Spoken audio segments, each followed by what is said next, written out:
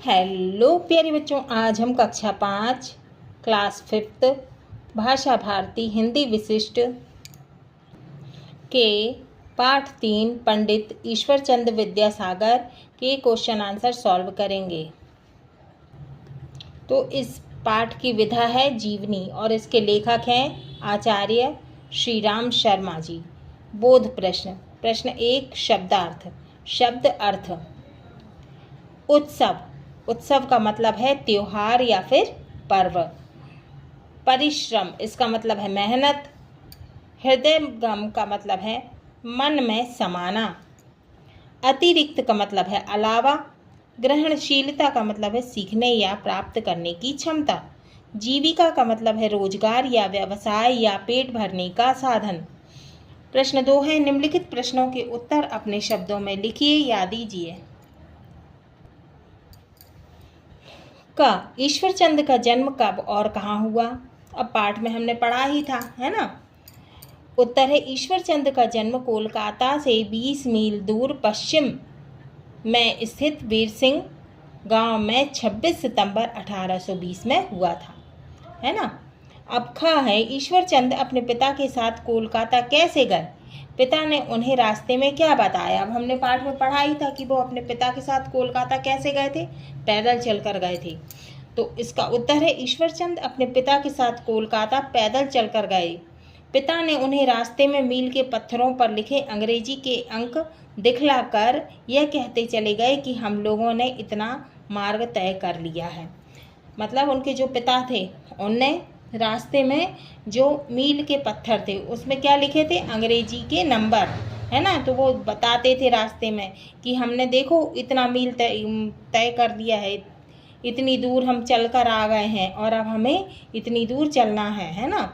अब का पाठशाला में अंग्रेजी अंक ना सीखने पर भी ईश्वर चंद्र बिल कैसे जोड़ पाए? उत्तर है रास्ते में मील के पत्थरों पर लिखे अंग्रेजी के अंकों को देखकर ईश्वर चंद्र अंग्रेजी के अंक में लिखे बिल को जोड़ पाए। अब उनने रास्ते में जो मील के पत्थर में जो नंबर्स लिखे थे उनको अच्छे से याद कर लिया, है ना। और उनको ही देखकर उनने जो है अंग्रेजी के अंक में लिखे बिल को जोड़ लिया, है ना। अब है घ, ईश्वर चंद्र की उदारता और दयालुता का कोई उदाहरण दीजिए। उत्तर है ईश्वर चंद्र हृदय से इतने दयालु तथा उदार थे कि अपनी छात्रवृत्तियों का अधिकांश भाग, है ना, जो उन्हें स्कॉलरशिप मिलती थी उसका ज़्यादातर भाग जो है वो निर्धन विद्यार्थियों की सहायता में खर्च कर देते थे। माने जो गरीब विद्यार्थी रहते थे उनकी सहायता में उनकी मदद करते थे, है ना। तो उनके लिए खर्च कर देते थे। गरीब विद्यार्थियों को शिक्षण शुल्क माने फीस और पुस्तकें खरीदकर किताब खरीद कर देते थे।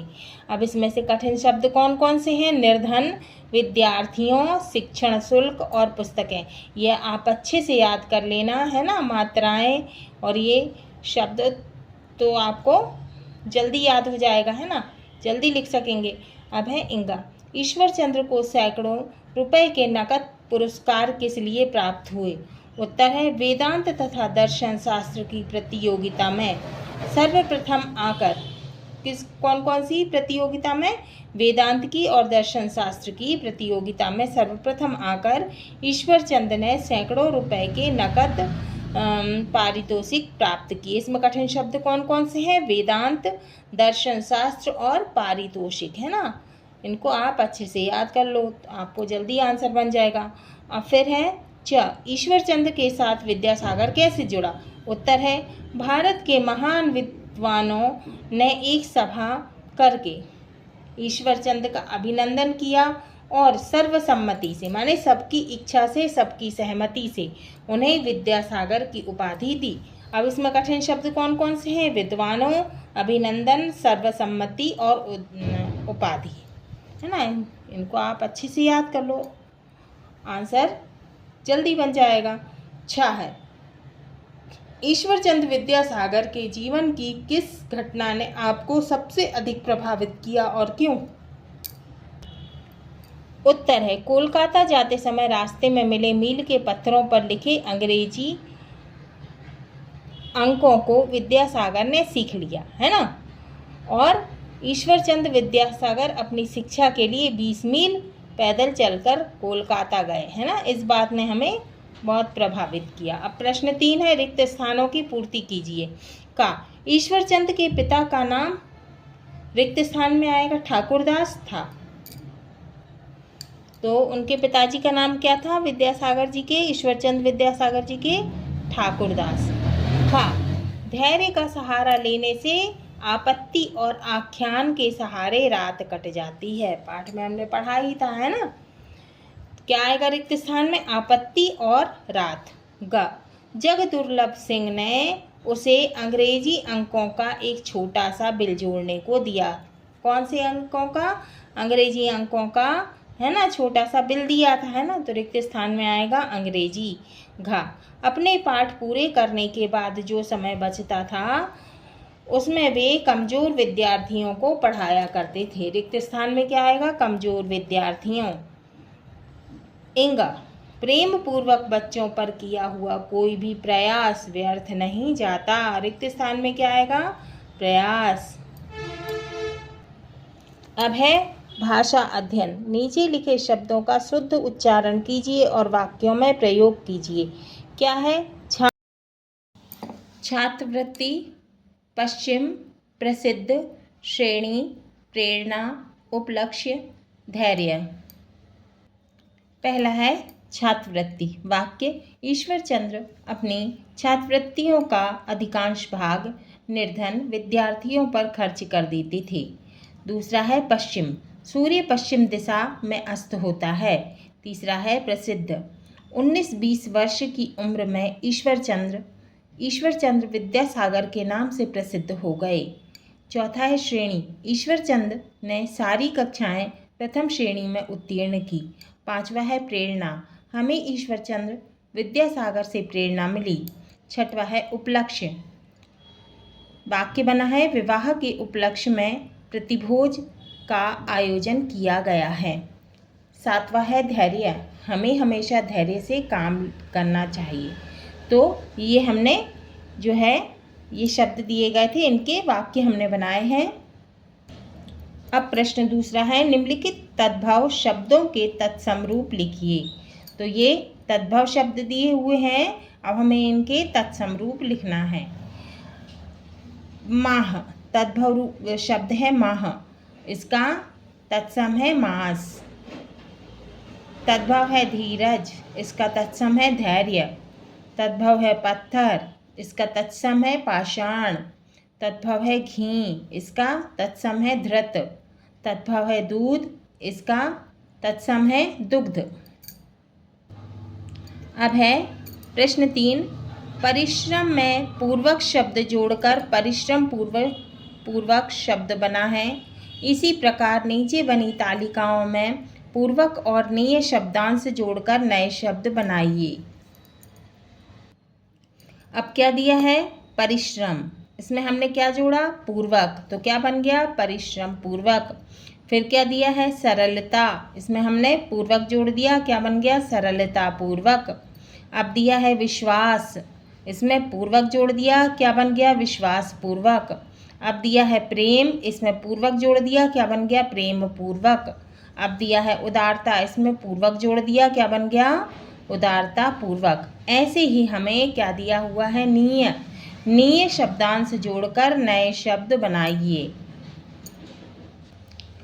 अब हमने उल्लेख में नीय जोड़ दिया, तो क्या बन गया? उल्लेखनीय।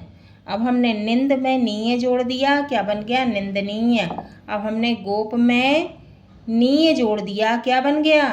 गोपनीय। अब हमने पूज में नीय जोड़ दिया, क्या बन गया? पूजनीय। अब हमने पठ में नीय जोड़ दिया, क्या बन गया? पठनीय। अब है प्रश्न नंबर 4, नीचे कुछ शब्द और उनके विलोम शब्द दिए हैं।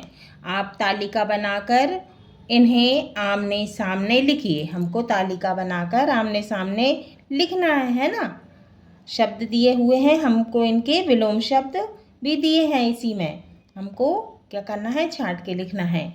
जैसे उन्नति का विलोम क्या होगा? अवनति।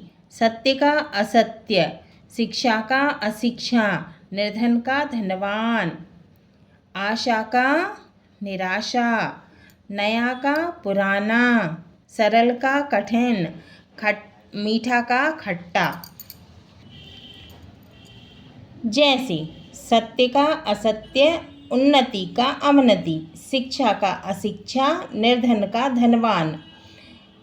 आशा का विलोम होगा निराशा, सरल का विलोम होगा कठिन, खट्टा का विलोम होगा मीठा और नया का विलोम होगा पुराना। अब आइए समझिए। प्रगति बराबर प्राधन गति, है ना। गति में प्रा जोड़ दिया, क्या बन गया प्रगति। इसमें प्रा क्या है, उपसर्ग है। अभाव, है ना, आधन भाव बराबर अभाव, है ना। भाव में आ जोड़ दिया तो बन गया अभाव। अब इसमें आ जो है वो उपसर्ग है। उपर्युक्त शब्दों में शब्द के पूर्व माने शब्द के पहले कुछ शब्दांश जोड़कर नए शब्द बन जाते हैं। जैसे इसके पहले कुछ नए शब्द जोड़ के जो है ना, कुछ नए शब्दांश जोड़ के जो है नए शब्द बन जाते हैं। इसके पहले ये जोड़ दिया तो ये बन गया अभाव, है ना। इसमें मूल शब्द का या तो अर्थ परिवर्तन हो जाता है या तो उसके अर्थ में विशेषता आ जाती है। इसमें मूल शब्द क्या है, अभाव में मूल शब्द है भाव और आ उपसर्ग है। जानिए, वे शब्द या शब्दांश जो किसी शब्द के पहले लगाए जाते हैं क्या कहलाते हैं, उपसर्ग कहलाते हैं। इससे शब्द के अर्थ में विशेषता आ जाती है या अर्थ में परिवर्तन हो जाता है। जैसे गति, इसमें प्रा लगा दिया तो विशेषता आ गई इसकी, क्या बन गया प्रगति, है ना। भाव, भाव में आ लगा दिया तो क्या हो गया अभाव, है ना, विशेषता आ गई। अब पांचवा है, निम्नलिखित शब्दों में प्रयोग किए गए उपसर्गों और मूल शब्दों को अलग करके तालिका में लिखिए। जैसे शब्द, उपसर्ग और मूल शब्द, ठीक है। जैसे प्रगति, अब इसमें प्रा है, उपसर्ग और गति है, मूल शब्द, है ना, यहाँ अपन ने देखा था। अब है शब्द दिया है परिश्रम, अब इसमें परि क्या है, उपसर्ग है और श्रम क्या है, मूल शब्द है। परि उपसर्ग है और श्रम मूल शब्द है। अब दिया हुआ है हमको अभिशाप, है ना, इसमें अभि जो है वो उपसर्ग है और शाप जो है वो मूल शब्द है। अभि उपसर्ग है और शाप मूल शब्द है। अब दिया है हमको पराजय, इसमें परा क्या है, उपसर्ग है और जय क्या है, मूल शब्द है।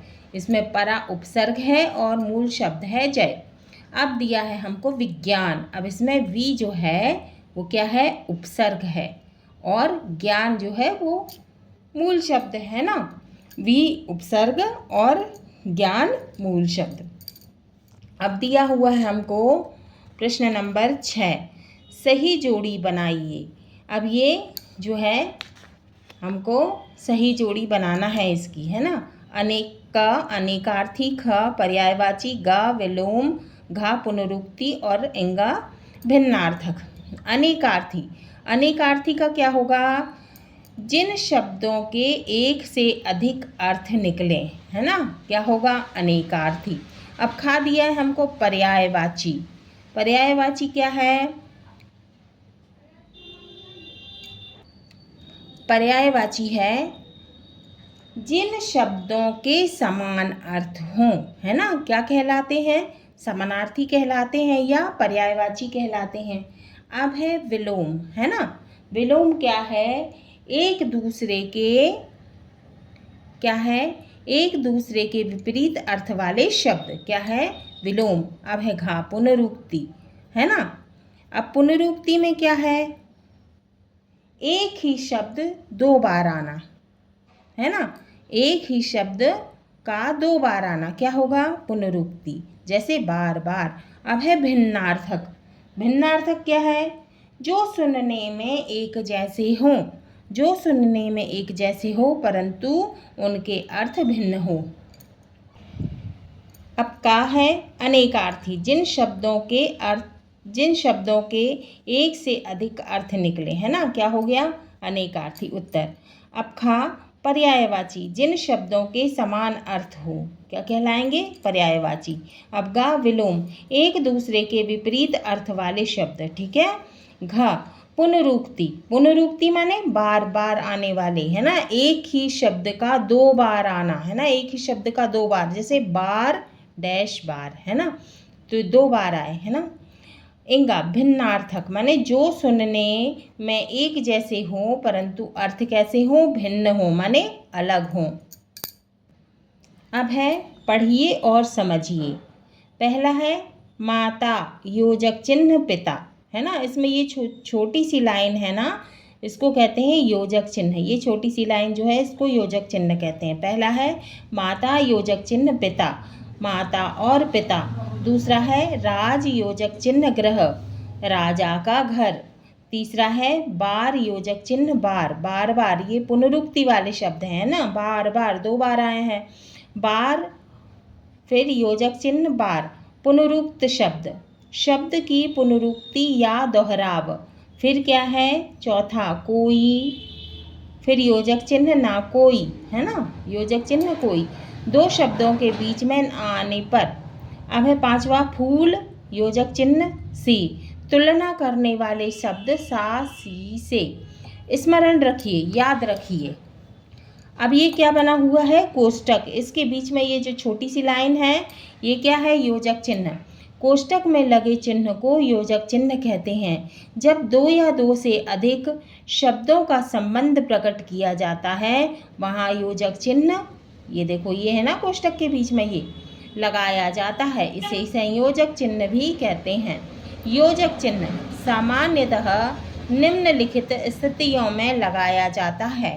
पहला है दो शब्दों के बीच में और शब्द के स्थान पर, है ना, दो शब्दों के बीच में, जैसे ये माता और पिता, तो ये और ना लगाकर क्या लगा दिया गया है यहाँ? योजक चिन्ह, माता पिता, माता और पिता। फिर है दूसरा, दो शब्दों के बीच में, बीच का के स्थान में, का की जगह क्या लग जाएगा? योजक चिन्ह। राज योजक चिन्ह गृह, राजा का घर, है ना। अब फिर है तीसरा, पुनरुक्त शब्दों के बीच में। अब ये पुनरुक्त शब्द है, ये बार दो बार आया है ना, बार बार, इसके बीच में लगा है योजक चिन्ह, पुनरुक्त। अब चौथा है दो शब्दों के बीच में ना आने पर, जैसे ये कोई ना कोई, है ना, कोई, फिर योजक चिन्ह ना, फिर योजक चिन्ह, फिर कोई। अब क्या है? पांचवा, तुलना के लिए सा सी से के आने पर। अब तुलना के लिए सा सी से, है ना, तुलना हो रही है, फूल सा, फूल सी, फूल से, है ना, क्या है? फूल योजक चिन्ह सी। हाँ तो बच्चों, ये हमारा पाठ 3 पंडित ईश्वरचंद्र विद्यासागर के क्वेश्चन आंसर पूरे हुए। अगले वीडियो में हम पाठ 4 हम भी सीखें को पढ़ेंगे और समझेंगे।